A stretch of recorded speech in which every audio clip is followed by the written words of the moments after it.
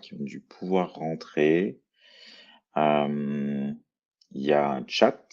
Alors, si vous pouvez mettre un petit mot pour dire que vous m'entendez et que vous me voyez, ça me rassurera par rapport à ce nouvel outil. Je vois peut-être des conversations, c'est peut-être là que ça va s'afficher. Je vois des gens en train de taper, donc c'est déjà un peu rassurant.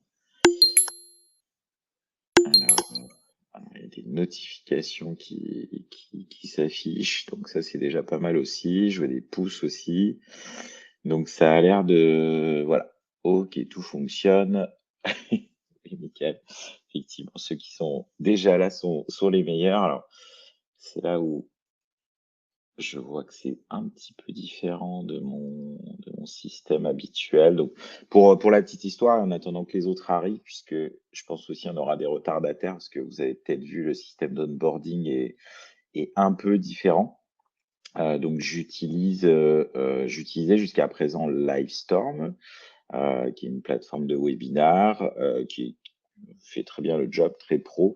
Et j'avoue que le fait qu'ils aient changé un peu les conditions de décompte des participants m'a un petit peu fait chercher d'autres solutions. Et donc là, je suis avec Live Webinar, qui est une autre plateforme, alors qui est un peu plus difficile d'aspect. Et puis bon, c'est toujours pareil, quand on a ces petites habitudes, c'est plus compliqué. Alors je vois qu'il y a Sébastien qui a levé la main, je ne sais pas ce que ça veut dire. Bon, je suis en train de regarder vos messages, je les verrai peut-être pas toujours.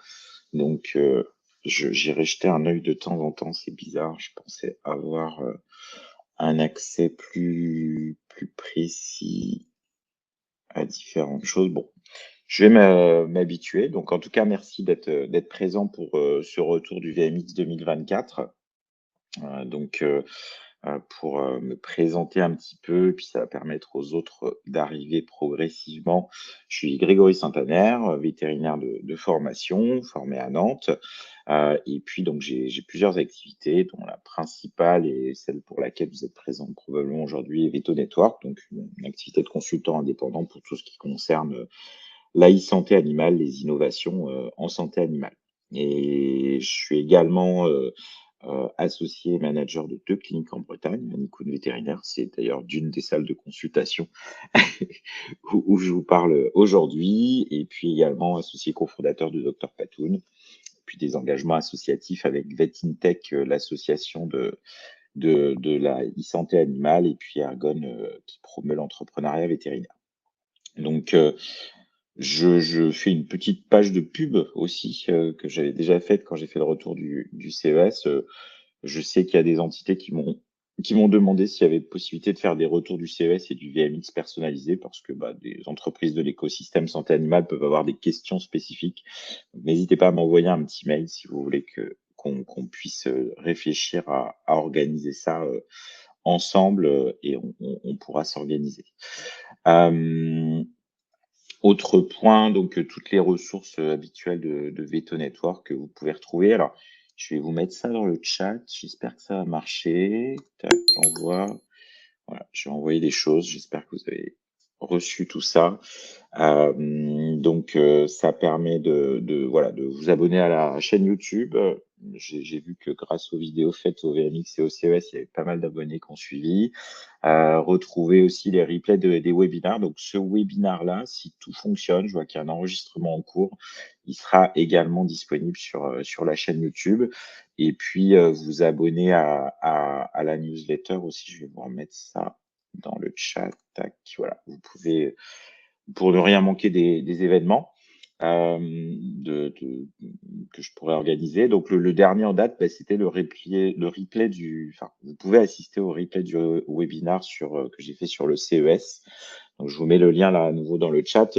Pourquoi deux retours, puisque d'habitude je faisais que le retour du VMX? Bah, tout simplement parce que pour la première fois au CES, il y avait beaucoup de santé animale, avec des choses très intéressantes. Et donc, il y a déjà à peine la place de parler du VMX ce midi. Donc, j'ai préféré faire 2 retours, un rapide sur le CES et puis seulement aujourd'hui pour le VMX, puisque les 2 se déroulaient vers mi-janvier à peu près.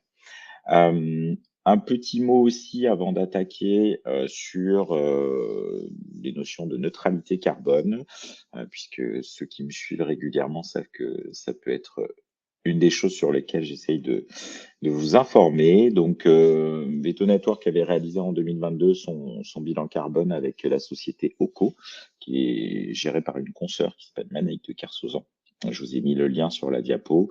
Et donc, on voit, hein, il n'y a pas de secret, et c'est un peu la contrepartie négative d'aller voir aux États-Unis, au VMX et au CES ce qui se passe, c'est que mon bilan carbone est plombé par ce voyage en avion annuel. Donc, sur le reste, j'essaye de faire attention et je vous invite à en faire autant. Je vous mets des petits liens, pareil, dans le chat avec la possibilité de faire vos estimations carbone, que ce soit personnelles ou professionnelles, avant d'éventuellement confier ça à d'autres personnes. Je vois des mains levées. Alors, j'avoue que je ne sais pas trop ce que ça veut dire. Là, il y a Olivier et puis Sébastien. Peut-être ça veut dire que vous avez un problème ou quelque chose. J'essaye de voir dans les messages. Bon, j'espère que tout va bien pour vous. Vous avez normalement le chat où vous pouvez mettre des petits mots. Alors, c'est pareil, dans les choses que je n'ai pas retrouvées par rapport à ce que j'utilisais avant, il y avait une rubrique questions qui n'a pas l'air d'exister. Donc, je vous propose de mettre dans le chat vos questions et puis on les remontera comme ça. J'essaierai de trouver pour une prochaine fois le système tel qu'il fonctionne. Donc, venons-en au fait.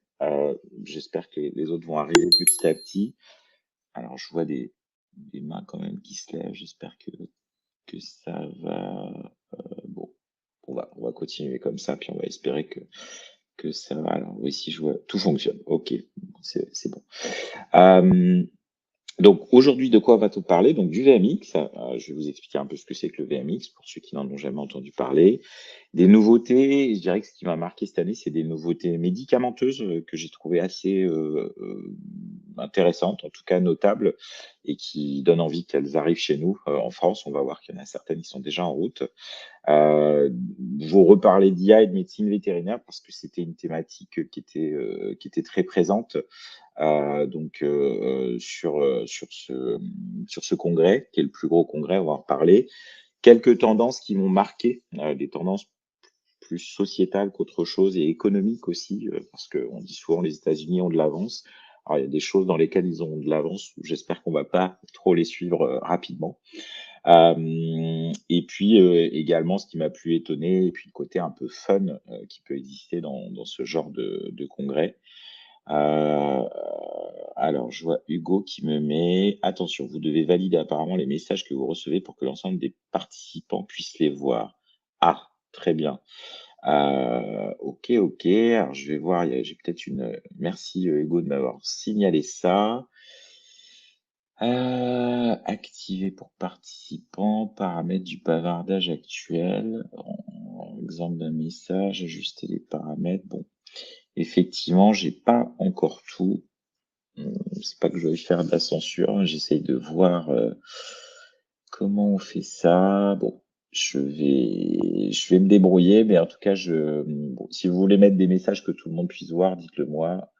Faut retirer l'animation du bavardage a priori. Merci. Je vois qu'il y a des fans. C'est bien, je me fais guider. Retirer, peut-être arrêter l'animation du bavardage. Là. Est-ce que quelqu'un peut mettre un petit mot dans le chat pour voir si ça fonctionne ou si tout a disparu?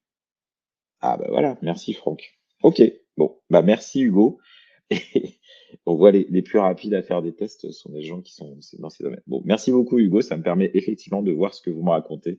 Je me disais qu'est-ce que c'est que ce système et donc voilà.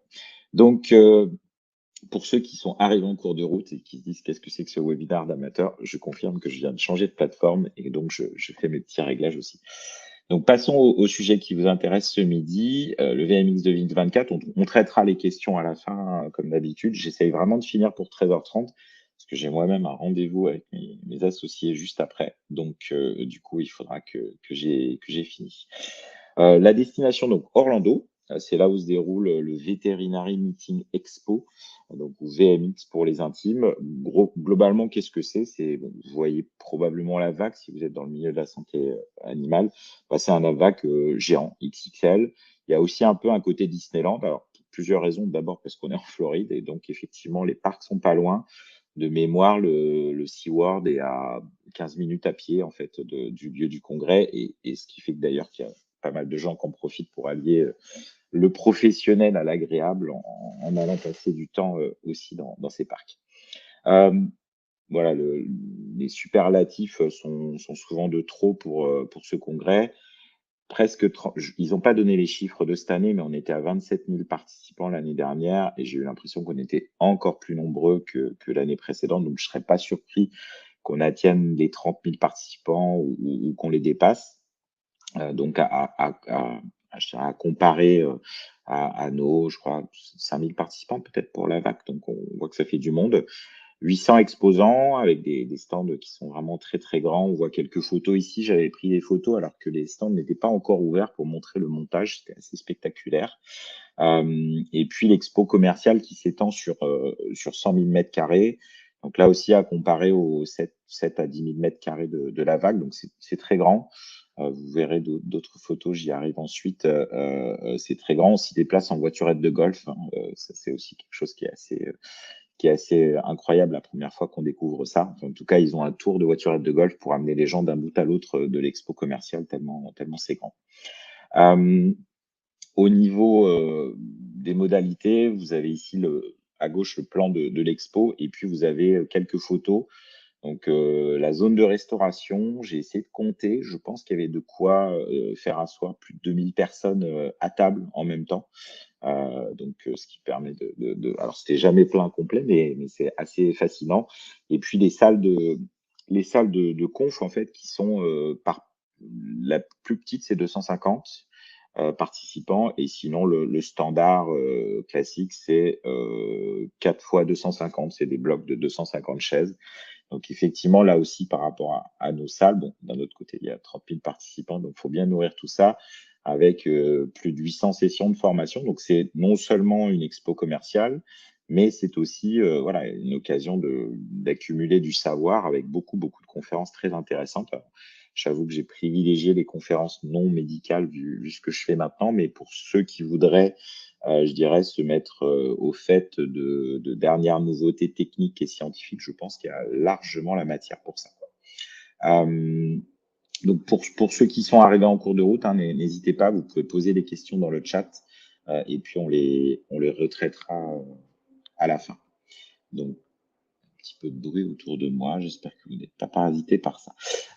Donc voilà, un congrès XXL, ça je vous l'ai dit, et puis on va arriver un peu au sujet qui nous intéresse le plus, à savoir les nouveautés. Et dans les nouveautés, des choses qui, je pense, vont pas tarder à arriver chez nous pour certaines, et des médicaments en particulier. Alors, vous allez voir, il y a une accumulation de 3 produits qui sont des Elanco. Vous savez comment je fonctionne, hein, je n'ai pas de lien d'intérêt spécifique à Elanco, c'est juste que cette année, ils étaient vraiment bien placés pour sortir des nouveautés. Je pense qu'ils ont tout est arrivé en même temps. Et donc, en premier, je pense que c'est celui qui m'a le plus épaté parce que je me suis dit que ça, si ça sort chez nous, je serais vraiment prêt à l'utiliser dans nos cliniques. Donc, un antalgique transdermique, donc sous forme de Spoton, qui s'appelle le Zorbium, et qui est tout simplement de la buprenorphine, hein, donc pas une molécule inconnue, et qui s'applique comme un Spoton. Donc, on l'applique 1 à 2 heures après la chirurgie, quand l'animal est en phase de réveil ou en fin de phase de réveil. Il va être actif en une trentaine de minutes et puis surtout, il va être actif pendant 4 jours. Vous voyez la petite courbe là en dessous. Donc vraiment intéressant en termes de praticité, de commodité. Alors c'est pour le chat, hein, j'ai oublié de préciser. Donc sur des animaux qui en post-chirurgie ou en post-hospitalisation, où il y aura à gérer la douleur, peuvent voilà être compliqués et ça peut être compliqué de leur administrer des différentes choses. Donc il y a aussi un contexte, hein, parce que moi j'étais un peu surpris de voilà comment ils le mettaient en avant, comment ils en parlaient, comment ils le vendaient.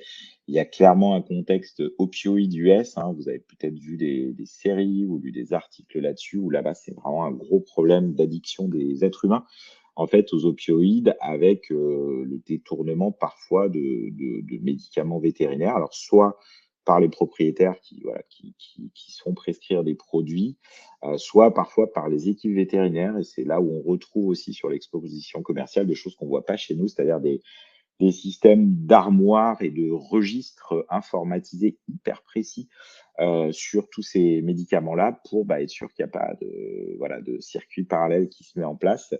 Donc, on a ce contexte-là, et donc c'est dans ce contexte-là US que ce médicament est appelé aussi à avoir probablement du succès, parce que il est appliqué en clinique, il n'y a rien qui sort de la clinique, on a les 4 jours d'antalgie chez les animaux qui sont intéressants. Donc voilà pour ce premier médicament, c'est peut-être celui qui m'a le plus plu et où je me suis dit, celui-ci, s'il arrive, pas de problème, enfin, sous réserve qu'il soit d'un coup raisonnable pour ceux mes amis des laboratoires qui nous écoutent, mais celui-ci il me paraît vraiment intéressant. Un deuxième médicament, là aussi, toujours chez le chat, on voit que le marché de l'innovation, en tout cas, est très axé sur les félins, avec le Varanza, donc toujours des Lancos, comme je vous l'ai dit, donc une molécule qui va, le molidustat, si je ne me trompe pas, qui va stimuler en fait la production d'OPO. C'est un médicament spécifiquement félin par voie orale, donc là encore, un travail spécifique fait pour rendre ça pratique à l'usage. Avec des chats chez qui ça peut être un peu complexe parfois d'administrer les médicaments. Une fois par jour seulement, là aussi c'est pratique.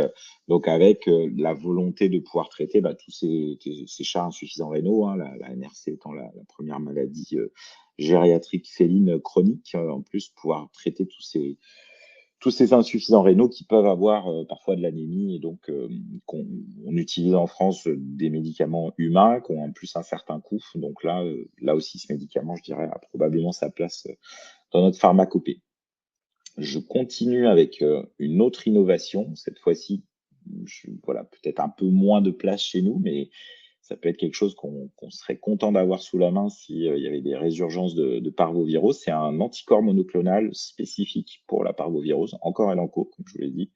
Donc, une première technique dans le domaine, hein, et puis des résultats qui, sur le papier, sont assez encourageants, puisque déjà sur le taux de décès, hein, voilà, parvo, moi je pense en avoir vu quelques-unes dans ma carrière, mais plutôt quand j'étais jeune, c'est une maladie. Alors il y a parfois des endroits en France où on a des cas. Je sais pas d'ailleurs dans le chat si qui ont été confrontés récemment à la parvo, mettez-moi un petit mot, ça permettra de se rendre compte si c'est encore vivant comme maladie. Et donc, voilà. Dans le Var, oui, c'est vrai que Michael, j'en ai entendu parler sur les réseaux sociaux Veto qu'il y avait quelques cas. Donc, on voit voilà, sur les résultats le taux de décès qui chute drastiquement, puisque avec les animaux traités avec cet anticorps monoclonal, ça tombe à zéro, et puis les symptômes digestifs qui diminuent drastiquement. Alors, ça n'empêche pas le traitement de soutien habituel de ce genre de maladie, mais visiblement des gros résultats. Alors, de mémoire, assez coûteux, plusieurs centaines de dollars le flacon, mais à comparer au traitement qu'il faudrait mettre en œuvre sur un nombre de jours plus important, qui lui aussi serait très coûteux. On reparlera des coûts des soins un petit peu plus tard dans ce webinaire. Donc voilà, c'est intéressant à voir quand est-ce que là aussi on pourra peut-être disposer de ce genre de choses chez nous et comment on le placera dans nos protocoles de soins. D'autres innovations, et je dirais qu'ils n'en sont pas vraiment, je vais m'expliquer. Il y a une innovation qui est annoncée depuis déjà le London Med Show, j'étais aussi en novembre, le Senvelgo donc de Boehringer, qui est un médicament, donc une alternative orale pour la gestion du diabète. Donc là, actuellement, c'est en plein pré-déploiement en France, avec de nombreuses conférences, de nombreuses interventions diverses et variées pour nous en dire un peu plus sur cette molécule et surtout son utilisation versus l'insuline qu'on a l'habitude d'utiliser. Donc là, il était aussi mis en avant. On a en fait, alors je n'ai pas parlé d'une autre nouveauté qui s'appelle le Bexacat. On a toute une série de nouvelles molécules qui arrivent pour la gestion du diabète. Donc le diabète était clairement, en tout cas la gestion du diabète était clairement la star des conférences, avec beaucoup, beaucoup, beaucoup, beaucoup de conférences sur tous ces sujets-là pour expliquer aux vétérinaires tout ce qui pourrait arriver de ce côté-là. Et puis une autre nouveauté qui là encore n'en est pas une, ce qui est nouveau, c'est plutôt la forme sur laquelle c'est mis en avant. Sur le stand de Royal Canin et également dans des confs, j'ai été étonné au début, mais pas si étonné que ça, de voir que des tests génétiques pour chiens et ceux pour chats arriveront prochainement, étaient mis en avant. Alors, rien d'étonnant non plus, puisque pour ceux qui suivent un peu ces actualités-là, il y a quelques années, Mars avait fait l'acquisition de Wisdom Panel, qui est une société d'analyse génétique pour chiens et chats. Donc c'est juste en fait la présentation sous le nom Royal Canin de ces analyses génétiques. Donc on a quelque chose d'assez intéressant avec plus de 250 marqueurs génétiques testés de mémoire. Et donc, dans les confs telles qu'elles étaient faites, j'ai assisté à une conférence d'Angela Hughes, la responsable de ce produit chez Mars Veterinary Health, et qui expliquait voilà, la volonté d'aller vers une médecine préventive, c'est-à-dire de proposer dès l'arrivée dans la clinique d'un nouvel animal ce genre de test pour adapter, par exemple, des protocoles anesthésiques, adapter la prescription d'antiparasitaires ou d'autres molécules. Et alors, pas si simple, hein, je dirais que quand, genre, j'ai pas mal papoté avec eux sur leur stand, sur ce point-là, en disant: «Mais nous, on n'est pas tellement formés à ça, en fait, hein». Donc on va recevoir un rapport qui nous dit, tel marqueur et ceci ou cela.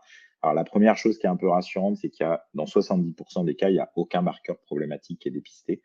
Donc ça, c'est une première chose. Ça veut dire que dans la plupart des cas, on pourra dire au client, s'il fait ce genre de test, bah, tout va bien.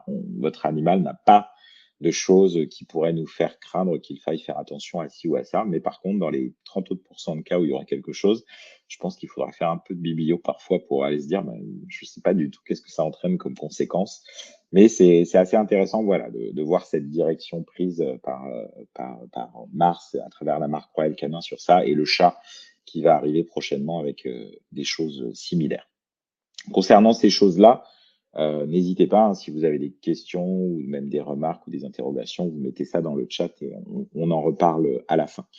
Je vais arriver à un sujet que j'aime beaucoup, comme vous le savez, donc tout ce qui est intelligence artificielle et médecine vétérinaire, pour vous faire un peu le tableau de où on en est vu des US en quelques minutes. Donc la première chose, c'est l'imagerie vétérinaire. Je dirais, bon là, rien de nouveau et un petit peu quand même. C'est-à-dire qu'on a toujours la présence en particulier Signal Pet, hein, qui était là, qui est le gros acteur US sur l'interprétation radiologique assistée par intelligence artificielle. Mais on a des petits nouveaux qui poussent. Je pense à Radimal, qui est assez intéressant, qui était au cercle des startups cette année, donc qui fait la même chose, hein, grosso modo, que ce que peut faire Signalpet ou ce que fait Picopia en France, hein, pour ceux qui sont peut-être équipés. Là aussi, dans le chat, n'hésitez pas. Alors, je note ta question, Tanit, et on y reviendra après.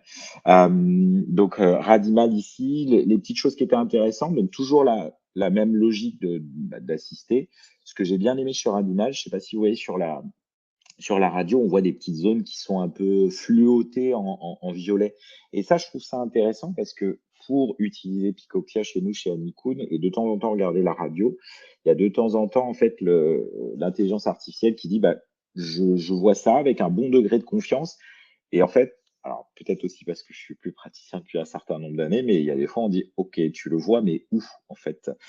Et là, le fait que l'intelligence artificielle puisse, sur son rapport, colorer en violet les zones d'intérêt en disant, bah, là, j'ai vu ça, ou là, j'ai vu ça, ça permet de peut-être mieux travailler et mieux comprendre avec cette IA en se disant, ah, OK, d'accord, je comprends mieux ce qui a été interprété comme ci ou comme ça. Donc ça, j'ai trouvé ça vraiment malin, en fait, en termes d'usage. Ce qui est intéressant aussi, c'est que toutes ces sociétés-là, maintenant, au début, sont arrivées en étant full IA, on va dire, c'est-à-dire en disant, bah, voilà, nous, on vous fait de l'interprétation assistée par IA et c'est tout. Et en fait, elles sont toutes en train d'adjoindre à ce système d'IA un double système d'assistance, on va dire. Vous pouvez avoir une interprétation extrêmement rapide par l'IA en 1, 2 minutes, quelques minutes maximum.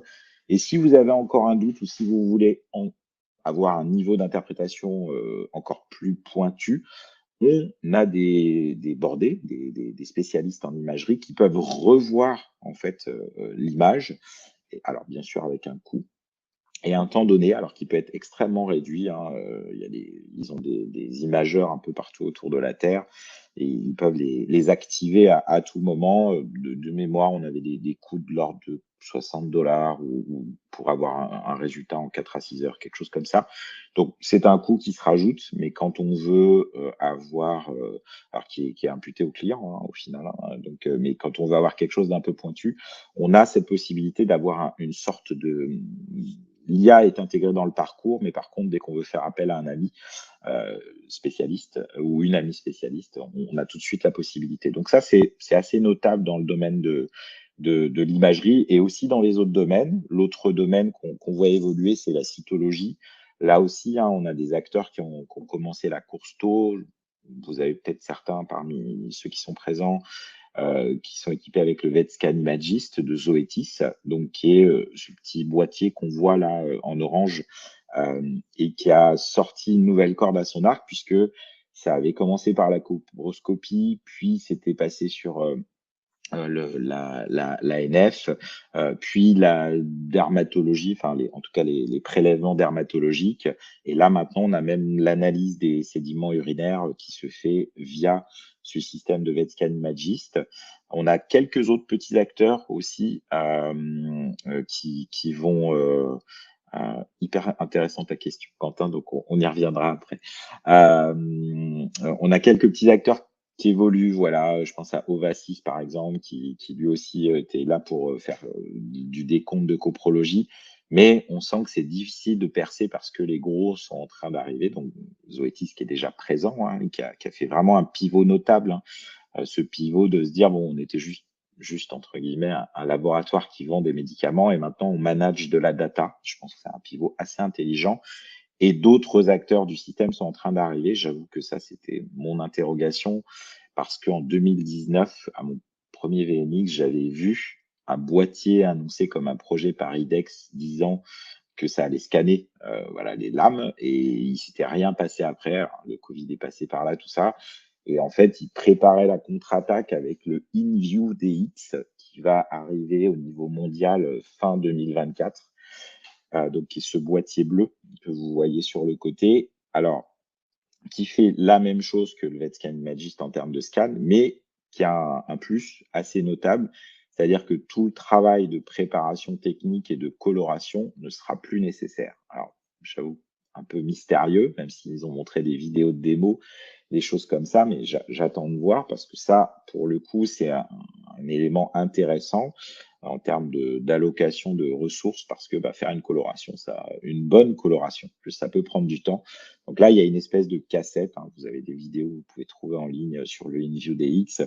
Une espèce de cassette. On va juste mettre le prélèvement et ça va faire le travail de coloration technique tout seul. Donc on a juste à mettre une cassette. On peut regretter toujours ce côté consommable avec du plastique, des choses comme ça. Mais pour autant, j'attends avec impatience de voir à quoi ça va ressembler avec ce lancement mondial. Hein, donc, a priori, tout le monde en même temps fin 2024. Là, je pense que leur volonté, c'était d'annoncer ça au VMX début 2024 pour dire on est là, on arrive, quoi. Donc voilà un petit peu sur l'IA en imagerie, hein, l'imagerie et la cytologie, on est toujours sur de l'image. Et il y a un nouvel espace d'expression d'IA qui a été notablement visible à ce VMX, c'est tout ce qui est progrès dans le domaine de la reconnaissance vocale, donc avec des ambient scribes, comme ils disent là-bas, donc c'est-à-dire des secrétaires hein, ou assistants particuliers qui vont faire que quand vous allez démarrer une consultation, vous allez avoir votre téléphone, vous allez appuyer sur Record avec Scribblevet ou Scribnote et ça va enregistrer l'intégralité de la conversation avec le propriétaire pour en faire une synthèse euh, vraiment clean, pour avoir vu des démos, qui va résumer un peu les choses avec le problème c'est ça, les symptômes c'est ça, les hypothèses de diagnostic c'est ça, et le plan de traitement c'est ça. Voilà. Et quelque chose de très très clean qui en plus pourra s'insérer dans le logiciel métier et on pourra même faire une version un peu simplifiée pour envoyer le compte rendu au propriétaire. Donc, bien entendu, ils estiment là-bas, il y a beaucoup de travail d'administratif qui se fait souvent en fin de journée, selon les vétos à qui j'ai parlé. Donc avec 1 à 2 heures d'écriture dans les dossiers pour compléter ces dossiers. C'est des choses qui peuvent aussi arriver chez nous, hein, quand on est un peu débordé. Donc là, il y a vraiment une capacité à gagner en productivité parce que les outils sont OK, en fait, hein, performants. Ils fonctionnent déjà. Scribblevet, de mémoire, il était en finale du pitch contest. Si vous voulez voir d'ailleurs, parce qu'il avait fait un très bon pitch, moi c'était mes favoris, je vous mets dans le chat la finale du pitch contest en fait, qui a été filmée alors par des moyens non pro, mais on voit bien.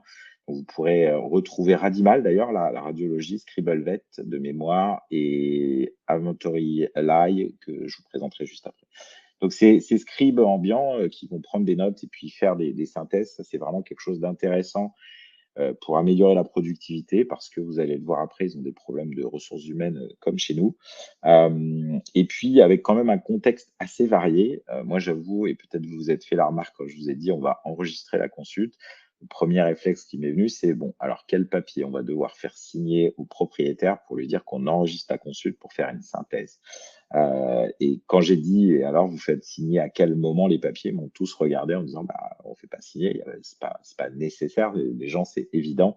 Alors, il y a probablement dans les conditions générales de vente ou d'usage des cliniques, peut-être un petit mot qui parle de ça, mais en tout cas pour eux, c'était pas un problème et ça semblait pas un problème à mettre en œuvre et c'est déjà mis en œuvre à des endroits. Donc, je pense qu'effectivement, c'est beaucoup moins un problème chez eux que chez nous. Donc à suivre, ces scribes, il y a des choses qui existent, ou qui vont arriver ou qui sont en approche sur le marché en France, donc surveillez bien, des outils, qui ont la capacité à faire ça, en français, en tout cas vont arriver prochainement. L'IA, elle est présente dans d'autres domaines, je pense là aussi, dans des domaines, qui sont basés sur l'image, comme, Sylvester de .ai, donc qui est, un système qui va permettre, comment dire? Qui va permettre de faire de l'évaluation faciale, féline, en se basant sur des études qui ont démontré que quand il y a certaines angulations qui sont présentes entre différents segments du visage, ça peut être des signes de douleur. Donc voilà, c'est peut-être pas encore complètement abouti. C'est pas mal mis en avant par l'ISFM pour ceux qui suivent un peu la médecine féline. Donc ils étaient présents en termes de start-up. Il y a beaucoup d'appétence et d'intérêt sur ça, que ce soit donc aux US, mais c'était enfin au VMX, mais c'était aussi le cas au CES, avec le fait comment dire, de pouvoir confier au propriétaire une partie de l'évaluation de son animal à travers le smartphone. C'est un peu une idée. Vous verrez si vous voyez le webinar de retour du CES, il y avait cette thématique-là qui ressortait aussi. Je vous mets dans le chat le replay webinar retour du CES si vous voulez le voir. Et l'autre domaine où l'IA fait son travail, c'est le domaine un peu du travail de l'ombre, du management avec ici Inventory Ally, qui est un outil qui va aider à optimiser, on va dire, son stock et ses ventes à travers tout un tas de systèmes où il y a de l'IA intégrée. Donc c'est eux d'ailleurs qui ont gagné le prix de la meilleure startup en fait de 2024. C'était pas forcément le plus sexy, mais je pense que c'est l'outil qui a une fois qu'on le plug sur les systèmes logiciels là-bas, qui a le plus de chances de faire gagner du temps vite et gagner de l'argent vite. Et comme c'est deux domaines dans lesquels ils sont très sensibles en ce moment, c'est je pense pour ça que c'est cet acteur-là qui a gagné le pitch contest au VMX. Euh, voilà pour l'IA et au final, ce que ça dessine, ça, et c'est intéressant parce que je pense que c'est la première fois, vous m'entendez parler de ces sujets-là depuis parfois plusieurs années, on dit vétérinaire augmenté, voilà, j'ai même appelé des confs comme ça. Sauf qu'en fait, voilà, on se disait un jour, peut-être, je pense qu'on commence à être pas si loin que ça, c'est-à-dire, et avec quelque chose qui change un peu la donne quand même, hein, c'est-à-dire qu'aujourd'hui, quand on bosse et qu'on veut accéder à un niveau de compétence et de connaissance, ça passe systématiquement par le référé. Donc chez nous, voilà, chez Anikoun, vétérinaire, on est des bons vétérinaires généralistes plus, on va dire, mais il y a des choses qu'on ne sait pas faire, l'orthopédie, la neurochir, certaines interprétations un peu techniques d'imagerie ou de cyto. Alors, pour la chire, je pense qu'on a encore du temps, encore que j'ai publié sur LinkedIn un article sur les robots de chire ce matin et qui montre qu'en humaine, ça avance. Mais par contre, pour tout un tas de choses, on va probablement, alors pour peu qu'on s'y intéresse et qu'on fasse des essais avec, on va probablement avoir la possibilité d'avoir un espèce de praticien, pas omniscient, pas du tout, mais qui pourra aller piocher, en fait, comme ça, dans différents outils pour augmenter sa compétence et rester, avec une rapidité aussi, hein, l'interlocuteur privilégié du propriétaire de l'animal qui sera soigné, avec aussi cette notion d'accélération du temps, hein. En cytologie, voilà, possibilité d'avoir des résultats rapides, possibilité d'avoir des comptes rendus rapides avec les scripts, des outils diagnostiques. Je pense en particulier, j'en ai pas reparlé là parce qu'il n'était pas trop mis en avant, mais des outils prédictifs, avec le Renal Detect, par exemple, qui peut dépister la MRC en avance. Des outils aussi qui arrivent sur des outils d'examen complémentaires que j'avoue, j'aurais pas soupçonné que ça arriverait aussi vite, même si je l'avais vu en humaine. Je pense à l'échographie où certains systèmes prétendent déjà pouvoir guider en temps réel celui qui fait l'échographie, donc même si c'est pas un spécialiste, et voire même faire des analyses en temps réel. Donc on a vraiment des choses qui ont été évoquées au CES sur la miniaturisation, sur la puissance de, comment dire, donc miniaturisation et puissance de calcul en fait des processeurs qui font que des choses qui paraissaient hors d'atteinte avant commencent à peut-être être envisageables ou en tout cas ne sont plus quelque chose dont on peut dire que ça n'existera jamais ou ça n'arrivera pas. Là, on est plus dans la question de quand est-ce que ça va arriver à être disponible et accessible pour le plus grand nombre et à quel point ça va révolutionner les choses. Donc voilà pour cette notion du vétérinaire augmenté qui jusqu'ici était plutôt un concept et qui est en train de devenir probablement quelque chose d'un peu plus tangible et réel pour peu qu'on s'y intéresse. Je vous ai parlé des médicaments, je vous ai parlé de l'IA, je vais passer à d'autres tendances notables qui sont un peu à la marge, mais qui pour autant, à mon avis, dessinent une forme de paysage de la profession vétérinaire là-bas et qui m'ont paru intéressantes. Alors c'est complètement subjectif, hein, comme d'habitude. Euh, En particulier, problématique de ressources humaines, hein. Ils ont, j'en avais déjà parlé l'année dernière lors de mon retour du VMX 2023. Vous pouvez d'ailleurs, j'en profite, je vous mets le lien dans le chat. Les, les replays sont disponibles. Alors, si d'aventure vous avez curiosité de vouloir voir le replay VMX 2023 en plus de celui-ci. Euh, donc, le problématique des RH avec une conf qui était vraiment hyper intéressante par, entre guillemets, l'économiste en chef des organismes professionnels vétérinaires. Là-bas, ils ont un gars qui fait ça et qui a une équipe pour faire ça. Ils ont des ressources pour analyser. Et j'ai trouvé intéressant leur approche où ils cherchent des hypothèses et ils cherchent à les valider avec des vraies études assez costauds, quoi, pas juste des opinions. Ce qu'ils ont déduit, c'est que voilà, la partie visible, c'est que voilà, on a besoin de veto, il y a de la demande sur les soins vétérinaires, mais il y a des choses qui sont peut-être un peu ignorées pour essayer de résoudre le problème. En particulier trois choses, ce qu'ils appellent turnover, participation et productivité. Le fait que le turnover fait que les équipes changent beaucoup, vous allez voir, je vais vous en reparler juste après. La participation, c'est-à-dire des vétérinaires qui ont abandonné la profession, en particulier en post-Covid, et la productivité, avec des études assez fines économiquement qui montrent que en fait, bah, non seulement il y a plus de boulot, mais en plus il faut plus de personnes pour faire le même boulot qu'avant. Donc, ce qui explique un peu le côté submersif de ce qui est en train de leur arriver là-bas. Donc, eux, c'est là aussi intéressant, je pense, en regard de notre situation française où on publie des études en disant vous inquiétez pas, il y a des vétérinaires qui vont arriver, on va être suffisamment nombreux, etc. Euh, à voir, à discuter. En tout cas, eux, ils se posent vraiment la question de c'est quoi le problème? Est-ce que c'est le problème qu'on n'en a pas assez ou qu'on n'arrive pas à les retenir? Et dans les études qu'ils ont menées, voilà, ils parlent de est-ce qu'on a une crise du recrutement ou un fiasco de la rétention? Et c'est une bonne question, je pense.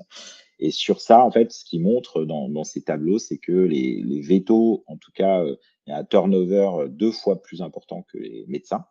Euh, et alors, chez ce qu'ils appellent voilà, on va dire les ASV, on va le coupler parce qu'ils ont les techniciens vétérinaires et les nurses, on va dire, c'est deux sous-catégories pour faire plus de choses chez eux. Là, on est encore plus élevé dans le turnover avec des turnovers chez les techniciens vétérinaires de presque 25% à l'année. Donc, ça veut dire que voilà, dans une équipe de 8 techniciens vétérinaires dans un gros établissement, bah, à la fin de l'année, il y en a 2 qui seront partis parce que pas satisfaits des conditions de travail, de la paye, tout ça. Bonne question, Philippe. Si les sponsors ou l'auteur, je ne pense pas que ce soit les auteurs. Je pourrais essayer de te retrouver. Tu vois, je pense que c'est l'AVMA en fait qui a publié cette étude de mémoire. Mais renvoie-moi un petit mail, Philippe, je te renverrai encore plus de slides, même si tu veux. Donc voilà, ça c'était intéressant, cette notion de rétention avec l'image classique, hein, la baignoire, on ouvre le robinet, mais si ça se vide beaucoup, on aura beau mettre faire arriver beaucoup dedans, la baignoire va pas beaucoup plus se remplir ou pas assez avec beaucoup de perte d'énergie. Euh, L'autre point qui était vraiment très intéressant parce que c'est souvent difficile, on peut avoir des sensations, même moi en tant que petit manager de petite clinique française, et eux en fait ils sont capables de calculer. Voilà, on voit que la source à nouveau c'est Avma et puis Datalink, c'est-à-dire la capacité à démontrer que on a une productivité en déclin, ce qui explique aussi ce côté on n'a pas assez de monde. C'est-à-dire qu'ils ont la capacité à évoluer le nombre de patients par heure de temps plein vétérinaire. Et ce qu'ils s'aperçoivent par rapport aux années précédentes, c'est qu'on a un déclin en fait en 2020 qui est arrivé et qui n'a jamais été complètement récupéré. C'est-à-dire que le Covid a installé des habitudes et des fonctionnements qui ont fait que on n'est jamais revenu à la productivité d'avant. Voilà. Et donc, ils ont remis le petit symbole de la baignoire qui se vide. Et également, ça c'est valable chez les vétos et c'est valable également chez les support staff, comme ils disent, donc c'est-à-dire tout ce qui est non vétérinaire, où là aussi ils ont des métriques qui sont les leurs et qui sont spécifiquement américaines, mais qui sont pas inintéressantes, c'est-à-dire le nombre de minutes de staff nécessaires par facture. Voilà. Alors on pourrait dire, mais ils sont vraiment bizarres les Américains, mais c'est pas inintéressant. Et on voit là aussi, voilà, 20% de temps de staff en plus par visite. Donc, ça veut dire que ça mobilise des ressources qui sont déjà un peu en manque, vu la demande, et qui du coup, sont moins productives. Alors, il n'y a pas vraiment de solution ébauchée à ça en disant on va fouetter tout le monde pour que ce soit mieux. Euh, alors, c'est intéressant ta question, Laurent, sur la notion de qualité de soins, etc. On va en parler parce que toutes ces problématiques-là autour des ressources humaines et de l'argent qu'il y a beaucoup aux US, ça implique presque des questionnements presque éthiques et même philosophiques qui sont assez intéressants et des problématiques psychologiques, hein. À savoir qu'ils ont les mêmes genres de problèmes chez nous avec voilà du burn-out qui est plus présent dans la profession. Alors, il y a une grosse étude qui a été faite par Merck qui en était à. Alors, c'est pareil, hein, je vous ai mis des résumés parce que il y a eu toute une matinée avec les présentations de tous les résultats, tout était super intéressant, mais je suis obligé de condenser un peu. Et un chiffre que j'ai retenu quand même, parce qu'il est optimiste par rapport à plein d'autres qui nous ont été donnés, qui n'étaient pas super, super, c'est que beaucoup de vétos, en fait, euh, sont, pour eux, ça va. Vous voyez, en gros, la première courbe, c'est votre satisfaction personnelle par rapport à votre carrière personnelle. Et globalement, il y a pas mal de verts. Et par contre, si on demande, et c'est la ligne d'en dessous, la perception par rapport à la carrière des autres vétérinaires et la satisfaction que les autres auraient, et on voit que c'est vachement plus dégradé. Donc c'est assez étonnant, en fait, ce chiffre-là qui montre que il y a aussi une question de comment sont perçus tous ces problèmes, plus que comment ils sont vécus. Les deux existent, hein, mais c'est assez intéressant. Et au final, la conclusion de cette étude sur les vétos, c'était que et ça, c'est peut-être un peu différent de la France. En fait, sur les problèmes de santé mentale, de burn-out, de dépression, on n'avait pas une grosse différence ou quasi pas de différence, en tout cas pas significativement notable entre les vétérinaires et les non-vétérinaires, ce qui n'a pas l'air d'être le cas sur les études qui semblent exister en France chez nous. Le fait aussi que, en gros, plus on avance dans la carrière, plus on est heureux, stressés et moins exposés au burn-out et donc chez eux, stratégiquement, et ça explique aussi des programmes comme MentorVet ou des choses comme ça, une vulnérabilité des jeunes vétérinaires, alors qui s'explique par d'autres facteurs que je vais vous montrer, qui sont là aussi typiquement américains. Hem, En particulier, la dette, dont je reparlerai après. Et donc, ils ont vraiment des études et des problèmes même éthiques, hein, en fait, qui se font par rapport à tout ça. Merci Nicolas pour l'étude, Merck que tu as mis dans le chat. Vous pouvez effectivement la regarder. Donc il y a des gens, hyper intéressants comme Barry Kipperman que j'ai découvert. C'est mon chouchou du VMX 2024. Je pense que je vais lire tout ce qu'il publiera par la suite, me mettre une alerte, qui étudie vraiment à quel point les vétérinaires américains se retrouvent un peu distordus à devoir travailler beaucoup, à devoir présenter des factures de plus en plus énormes et conséquentes, à devoir discuter du coût des soins de manière très régulière. Et on voit, voilà, ils ont des études qui montrent l'impact ils appellent ça les limitations économiques sur le burn-out. En gros, à quel point le fait de se retrouver régulièrement à devoir dire aux gens, bah, ça coûte tant, des gens qui disent non et se retrouver avec des résultats économiques ou des solutions qui sont pas vraiment satisfaisantes, bah, ça, c'est vraiment quelque chose de présent chez eux, à tel point qu'ils ont un peu, alors, moi, au début, j'ai eu l'impression qu'ils réinventaient la roue parce que j'ai l'impression qu'on fait ça tout le temps chez nous, ce qu'ils appellent le spectrum of care, c'est-à-dire que les Américains, pendant longtemps, ça a été plan A systématiquement, sans dire qu'il y a des plans B, c'est-à-dire en gros, votre chien ou votre chat a ça, il faut faire ça, en fait, voilà, et avec à chaque fois le top du top, voilà. Et en fait, ils en reviennent un peu avec une volonté d'équilibrer un peu plus les choses et de dire, bah voilà, le plan A, c'est ça coûte très cher, effectivement, hein. Mais on peut peut-être voir si vraiment c'est impossible, comment faire. Et ce sur quoi ils insistent aussi, c'est l'importance des soft skills, donc des capacités à bien communiquer avec le propriétaire et de considérer vraiment une forme d'alliance thérapeutique globale avec le vétérinaire, le pet owner, enfin le propriétaire, et puis et tout ça pour le bien de l'animal. Donc c'était vraiment passionnant, tous ces sujets-là. Rien que pour ça, ça valait le coup d'être allé au VMX et avec un facteur qui est vraiment affolant chez eux. Alors, je vous ai pas mis la photo, je vais vous expliquer après l'anecdote. C'est à quel point la dette étudiante, donc pour mémoire et pour information, la dette moyenne d'un étudiant vétérinaire à la fin de ses études, c'est 200 000 dollars. Donc, j'avoue que la première fois que j'ai entendu ce chiffre, je me suis fait, ils se sont trompés, il y a un zéro de trop. Non, non, c'est bien 200 000 dollars à la fin des études. Et on voit que les études montrent que bah, plus la dette est forte, plus voilà, la souffrance au travail est importante parce que ça met une pression de dingue en sortie d'école pour travailler, avec souvent des systèmes qui sont basés sur, voilà, plus on rentre d'argent, plus on gagne d'argent à l'américaine. Donc c'est vrai qu'on se retrouve dans des systèmes un peu écartelants. On a une grosse dette en moyenne. On voit qu'il y a même une partie des gens qui a plus de 300 000, là je sais plus dans les chiffres, on voit il y a peut-être 20% qui ont plus même de 300 000 euros de dette en sortie d'école. Et avec un système où en gros, plus on fera rentrer de monnaie, plus on remboursera sa dette. Donc ça met vraiment des pressions folles. Ça entraîne aussi des choses dingues. Par exemple, Banfield, qui est donc un groupe de cliniques, qui, il y a peu de temps, proposait des bonus d'embauche jusqu'à 200 000 dollars, donc en gros, effacement de la dette. Alors, pas pour tout le monde, pas partout, enfin voilà, et avec des conditions, bien sûr, il faut rester un certain temps. Enfin, vous imaginez bien qu'on ne file pas 200 000 dollars comme ça. Mais voilà, là aussi, enfin, imaginez ça même à notre échelle à nous. Alors, peut-être qu'on aura des choses qui évolueront dans ce sens-là.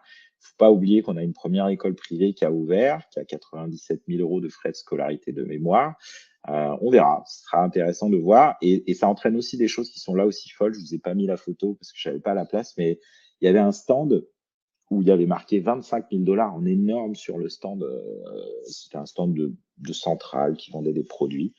Et je vais voir, je m'approche et je vois que c'est une loterie, en fait.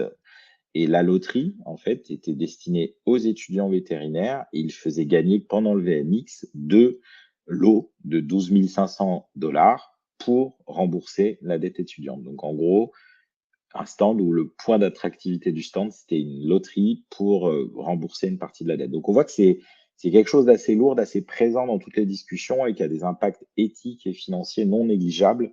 Donc là aussi, grosse différence intéressante chez eux.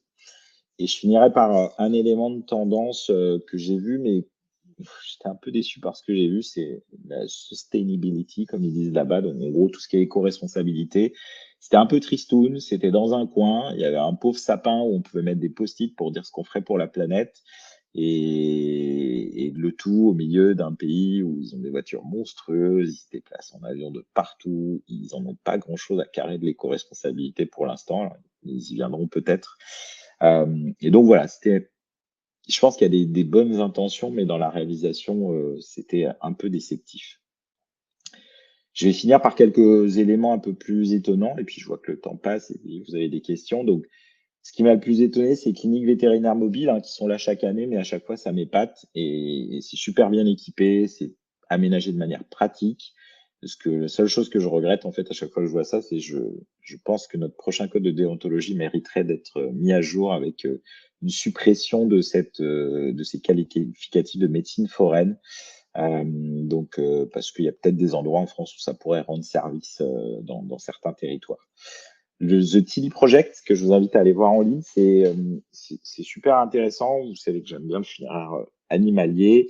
Et là, en fait, c'était la capacité sur un site internet de référencer les photographes qui sont partants pour faire des photos d'animaux qui sont plus proches de la fin que du début, pour que les propriétaires puissent garder des souvenirs. Vous voyez quelques photos qu'on voit là qui sont assez touchantes.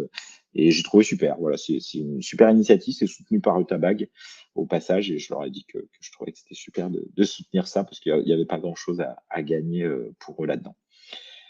My Balto Foundation, c'est pareil, ça j'ai trouvé ça vraiment intéressant. Si vous êtes en pratique, vous entendez souvent, ou peut-être parler de temps en temps, de cagnotte litchi, hein, c'est-à-dire le propriétaire qui est un peu à l'arrache pour payer, ou les associations qui font ça beaucoup et qui lancent des cagnottes litchi. Alors, plus ou moins bien contrôlées, donc, et plus en termes de com, le vétérinaire est parfois pas forcément mis en avant de manière positive. Là, il y a My Balto Foundation qui est, je vais simplifier, la possibilité pour les cliniques vétérinaires d'avoir toute une interface qui permet de lancer eux-mêmes les récoltes de fonds, en fait. Donc, assez intéressant. Je vous invite à aller jeter un œil. Je trouvais que c'était une bonne idée, un peu dans l'idée aussi de Vétéricare, hein, pour ceux qui connaissent. Et puis, le truc sympa, voilà, c'est qu'il y a pas mal de chiens, également du placement de produits malins. Elanco qui lançait son canine parvovirus monoclonal antibody, donc son anticorps monoclonal, qui avait sponsorisé le Puppy Playground, qui est un endroit où des chiots à l'adoption sont là pour pouvoir être observés, etc. Donc, je vais trouver que c'était plutôt malin. Le drone show aussi, qui était très spectaculaire. C'était la première fois que je voyais un spectacle de drone et franchement, c'était très beau. C'était malin. Vous voyez que c'était sponsorisé par Hills et qui avait même fait reconstituer un sac de croquettes qui versait des croquettes dans une gamelle avec le logo devinable de Hills par environ 500 drones, hein, il y avait qui présentaient. Donc ça, c'était assez chouette. Ça dure 15 minutes. Ça vaut un beau feu d'artifice avec une bonne musique à fond derrière. C'était très sympa. C'était le dimanche soir. Il y avait également The Voice, c'est-à-dire que dans les animations du VMX, parce que c'est aussi un grand truc sympa, marrant en dehors des stands, c'était la possibilité de faire un vrai The Voice, quoi, en fait, hein, où des vétos, des ASV faisaient la queue pour venir chanter, faire un numéro, un peu comme La France a un incroyable talent ou des choses comme ça. Donc c'était assez marrant de voir ça. J'ai pas pu assister à tout, mais j'en ai vu un petit peu. Il y en avait qui étaient doués en plus, hein. Et puis voilà pour les choses un peu fun que vous pouvez voir là-bas. Je conclue avec quelques points clés qui vont reprendre ce que j'ai fait, donc je vais aller vite, hein. Des nouveautés médicamenteuses, voilà, qui étaient notables, hein, des produits, on se dit, si ça arrive chez nous, ça sera cool.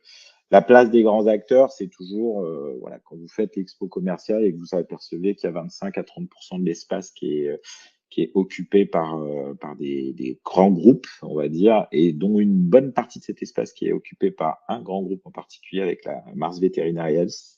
On voit que voilà, on a un paysage qui change, l'IA aussi, voilà, qui est très présente, hein. Toutes les tendances sociétales avec les notions d'argent, d'éthique dont on a un peu parlé, de liberté entrepreneuriale aussi, on voit qu'eux sont plus détentes par rapport à nous là-dessus. Et puis voilà, c'est grand. J'étais content de voir mon premier spectacle de drone. C'est fun aussi.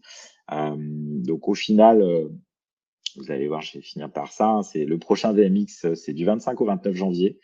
Alors, avec, j'avoue, moi, ça m'arrange pas parce que le CES est beaucoup plus tôt, donc je vais pas encore décider ce que j'allais faire, mais je pense que je vais passer un peu de temps aux États-Unis en janvier. Ça permet aussi une forme de voyage dans le futur. Je dis pas que tout ce qui va arriver chez eux, enfin, tout ce qui arrive chez eux arrivera chez nous, mais il y a des choses qui vont forcément avoir un impact. Et je trouve que c'est intéressant parce que c'est un congrès pas si inaccessible. Je vous ai fait une petite recommandation ici avec un petit budget prévis simplifié, mais parce qu'après on peut faire des dépenses en plus là-bas. Mais voilà, que ce soit avion, congrès, hôtel, on peut s'en sortir à 1500 en serrant un peu la vis au niveau budget. Bon, après, si vous voulez un hôtel plus sympa avec une piscine ou des choses comme ça, ou si vous voulez rester sur place, faire les parcs d'attractions, forcément, c'est plus important. C'est mieux de parler anglais, mais je dirais que c'est pas forcément extrêmement indispensable. Vous avez en plus maintenant des oreillettes qui font les traductions. Et puis, bah, peut-être à faire une fois dans sa vie pour voilà, aller chez Disneyland Veto, qui peut être intéressant à voir. Et puis, bon, je vous rappelle, voilà, si vous voulez des présentations personnalisées pour des entreprises de l'écosystème santé animale, vous m'envoyez un petit mail, je suis facile à trouver.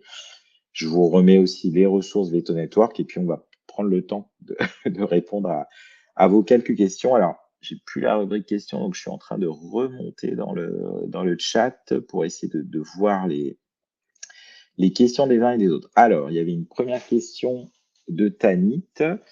Est-ce que j'ai pu discuter avec les praticiens de leur usage des tests génétiques sur le terrain aux USA? Non, j'ai pas eu de discussion avec d'autres praticiens là-dessus, parce que là, comme c'était un peu c'est la première fois en fait qu'on avait un acteur de l'écosystème vétérinaire qui mettait en avant ces tests-là au sens voilà, vous allez les faire, vous allez avoir des résultats. Avant, bah, c'est sûr que tu pouvais toujours avoir, alors au sens test globaux, hein, bien sûr, on fait tous des tests PCR où on va rechercher quelque chose en particulier ou les tests type antigène ou des choses comme ça.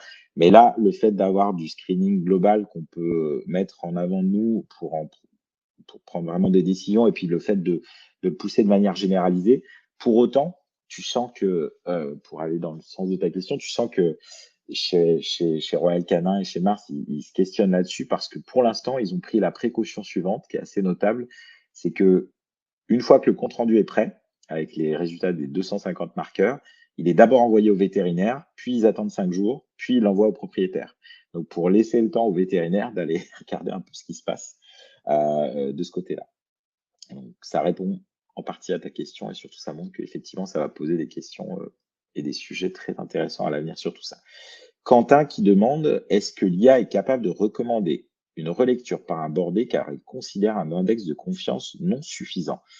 Alors, c'est pas dit comme tel, mais ça me paraît évident, ou en tout cas, je pense que ce sera proposé de manière plus claire. Si tu passes une radio un peu complexe ou en tout cas du matériel d'imagerie un peu complexe dans un outil d'assistance par IA, je pense que si tu as des résultats un peu bancals, voilà, en général, hein, je sais pas quel est votre niveau de familiarité avec ces outils-là, mais quand on est au-dessus de 95, c'est qu'en général, c'est bon. Alors après, on peut toujours douter, il faut toujours avoir un regard humain, mais 95 ou au-dessus, c'est quand même pas mal. 90 à 95, c'est déjà bien.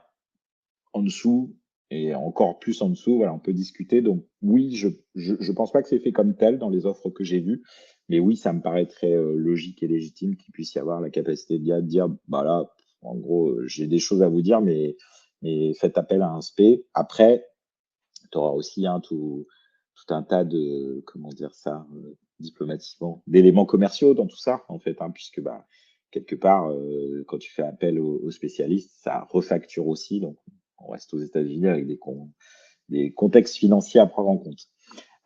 Hugo qui nous dit pour ScribbleVet, donc pour rappel, hein, ces petits scripts qui prennent des notes, 150 € par mois par vétérinaire pour ScribbleVet est rationnel pour le marché vétérinaire français. Les notes ne prennent pas forcément l'identité du client, donc pas forcément d'impact côté RGPD. Si. Alors, il y a deux questions, et les deux sont intéressantes. Sur le RGPD, bonne question. Je pense que au-delà du RGPD, on est plus dans l'idée de, en droit français, enregistrer quelqu'un, c'est quand même un peu touchy. Je pense pas que ce soit possible sans avoir un accord d'une façon ou d'une autre. Donc, je ne crois pas que c'est le RGPD le problème forcément, je crois que c'est plus l'accord de la personne au sens qu'elle ait compris et pleinement qu'elle est enregistrée. Ensuite, tu parles plutôt de l'aspect financier avec 150 euros par mois par vétérinaire pour Scribble-Vet. Est-ce rationnel pour le marché français?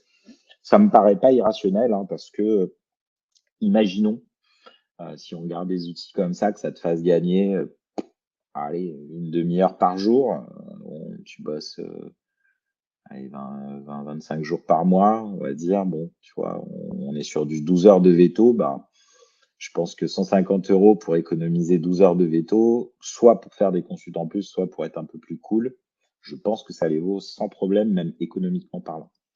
Je continue. Il y a Laurent qui nous posait la question de est-ce qu'il existe un couplage IA, échographie, gyroscope pour créer un scanner? Alors, je suis pas certain de ça parce que je suis moi-même pas un pro de l'imagerie et je pratique plus. Mais je pense que tu voudrais parler de reconstitution d'images en 3D à partir de ce genre de choses. Alors, je te dirais oui et non, parce que je suis pas sûr d'avoir compris ta question, mais ce que j'ai vu, et j'ai plus vu ça au CES, c'est la capacité à partir d'échographies cardiaques à reconstituer en 3D le muscle cardiaque et même à y insérer des lignes de force. Alors, je suis pas suffisamment bon en échocardio pour expliquer plus que ça la chose, mais en tout cas, il y a des choses qui m'ont paru assez étonnantes dans les informations qu'on pouvait retirer. Et d'ailleurs, même en sachant pas qu'est-ce que moi je ferais de ces informations si j'avais ça sous ma sonde. Donc, peut-être plus pour des hyperspé ou des gens qui poussent dans ces domaines-là. Philippe, tu me demandais si Covetry c'est le sponsor ou l'auteur de la présentation. Donc, ça semble être plutôt des sources AVMA.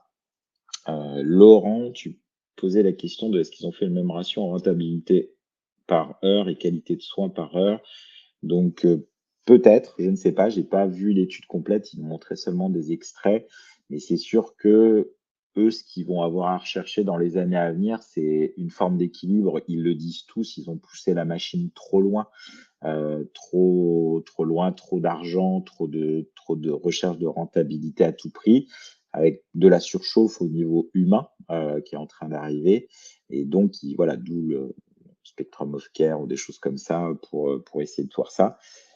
Tanit, tu posais la question du profit des clients qui a pu évoluer, peut jouer sur la productivité. Oui, forcément, je dirais que là aussi, avec l'argent qui rentre en compte, hein, quand tu as probablement plus d'exigences en tant que client quand tu sors avec une facture de 2000 euros que quand tu sors avec une facture de 500 euros. Également, le profit des clients par rapport au côté, la place des animaux de compagnie, hein, ça c'est sûr, je pense que ça joue. Yann, tu nous mettais déclin par le nombre d'animaux ou par le nombre de consultes. A priori, là, ils étaient plutôt sur. Il n'y avait pas le déclin du nombre d'animaux, plutôt le déclin du nombre de consultes. Et avec, en fait, c'est des vagues et le ressac du Covid, en fait. Je ne sais plus comment ils appellent ça, mais les vagues secondaires. C'est-à-dire que il y a eu un nombre d'animaux qui a augmenté. Et puis après, il y a des gens qui se sont dit ça coûte trop cher, donc il y a eu beaucoup d'abandon.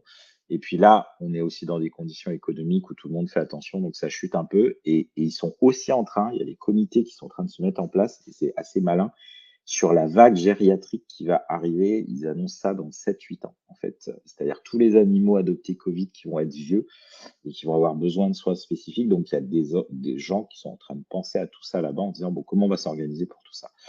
Tanit, tu as posé la question, on sait en combien d'années ils remboursent leurs dettes? Non, j'avoue que je ne sais pas. Je sais que de mémoire, les salaires sont autour de 125 000 dollars. Donc, et j'avoue que je ne connais pas les notions de taux d'endettement US.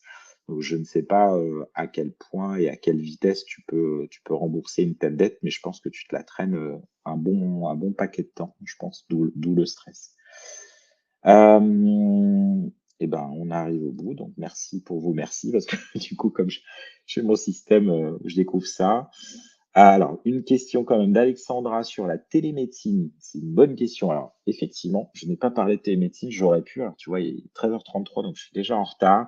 Oui, ils en font avec des évolutions assez intéressantes. Alors, intéressantes, pas que j'ai un avis sur le côté positif de ça, mais une forme d'atomisation avec des états où en fait on peut pas faire de télémédecine, des états où on peut faire de la télémédecine seulement si on connaît le client avant, des États où on peut faire de la télémédecine même en connaissant pas le client avant et des États où on peut faire de la télémédecine même en connaissant pas le client avant et même en pouvant lui prescrire tout un tas de médicaments. Donc il y a pas une télémédecine, il y a des télémédecines aux États-Unis. Pour autant, ce qui marche le plus, c'est essentiellement le triage. Pourquoi? Bah, parce que ça vaut le coup de dépenser 50 $ pour faire une évaluation, pour juste savoir si tu vas pas aller perdre ton temps à perdre 2000 $ dans un service d'urgence hors des horaires d'ouverture. Rémi, tu nous poses la question de l'assurance et c'est une très bonne question parce que ça, c'est un des points d'étonnement. J'ai assisté donc sur toutes les conférences d'éthique qui parlaient d'assurance et ce qui était le plus surprenant, c'est que là-bas, le taux d'assurés est extrêmement faible de mémoire, 3%, quelque chose comme ça, 3-4%. Donc effectivement, il y a un marché pour eux et il y a donc des assureurs qui sont présents pour essayer de pousser ça. Alors, il y a aussi des questions de culture. On est plus sur la culture américaine, c'est plus la culture du crédit, c'est-à-dire tu vas te mettre des dettes sur ta carte bancaire plutôt que de prendre un système préventif, on va dire, avec l'assurance. Donc ça joue aussi pour ça. Donc, Pascal, tu es arrivé en retard. Merci pour la nouvelle plateforme. Bon, c'est pas parfait, mais on voit que ça va être comme ça. Oui, le replay sera dispo sur la chaîne YouTube. Je vous remets et je vous invite à vous abonner à la chaîne YouTube Veto Network. Je vois qu'il y en a encore quelques-uns qui sont là. On est arrivé au bout des questions. Ce qui pourrait m'intéresser, c'est, alors dans la limite de ce que je serais capable de faire, je réfléchis à quel prochain webinaire je fais. J'essaye d'en faire un par mois, un tous les 2 mois. Donc, si vous avez des idées de sujets que vous pensez que je pourrais traiter, mettez-les dans le chat. Je collecterai ça pour voir. Donc, quoi que ce soit, IA, innovation, clinique du futur, ce que vous voulez. Si vous avez des idées, je pourrais essayer de m'inspirer. Ça peut être de la réputation numérique, de la com numérique, du chat GPT. Il y a pas mal de sujets qui m'intéressent sur lesquels je peux potasser pour vous faire des synthèses. Donc, n'hésitez pas à me noter un petit quelque chose ici. Je pense qu'on est arrivé au bout des questions. Je vous mets également des dernières choses. J'avais fait des vidéos en direct du VMX tous les jours. Donc, hop, je vous mets des podcasts, des petites vidéos courtes qui peuvent vous permettre de revoir certaines choses dont j'ai parlé aujourd'hui, mais aussi d'autres. Et puis voilà, on se retrouvera probablement pour un prochain webinaire. Pour les collègues journalistes qui sont là, si vous voulez rediscuter du webinaire ou en faire une synthèse et puis qu'on en discute, vous n'hésitez pas, vous avez mon mail et puis voilà. Donc ouais, idée de Nicolas, les outils pour gagner du temps, ouais, ça peut être, ouais, on peut faire ça parce il y a des choses effectivement où 3-4 outils pour gagner une demi-heure par jour, ça c'est assez pas facile, mais c'est faisable à faire. Donc je note, je prends l'idée et s'il n'y a pas d'autres idées qui viennent, si j'ai pas d'autres idées, je te piquerai ton idée de sujet. Merci à toutes et merci à tous. Je vais vous laisser pour rejoindre mes associés. J'espère que ça vous a plu et intéressé. Et puis, à très bientôt. Donc, je vais faire arrêter. Normalement, tout devrait fonctionner et je vous mettrai le replay très prochainement. À plus. Bonne journée à toutes et à tous.